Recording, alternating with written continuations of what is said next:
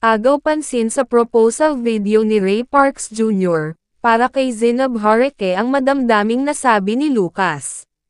Si Lucas ang panganay na anak ni Zainab, na isa sa mga labis na natuwa, nang malamang engaged na ang kanyang mommy Zainab at daddy Ray.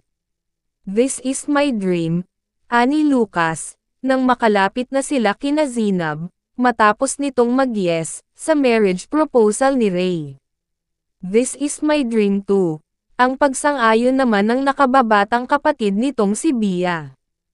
Kitang-kita ang saya sa mga bata, lalo na at talagang napalapit na ang loob nila sa kanilang daddy Ray. Saksi rin sa nakakakilig at nakakaiyak na proposal na ito, ang pamilya ni Ray at Zainab, maging ang mga malalapit nilang kaibigan. Umapaw ang emosyon sa naturang pagtitipon, na tila inaasahan na ng lahat, dahil sa tindi ng pagmamahalan ng dalawa.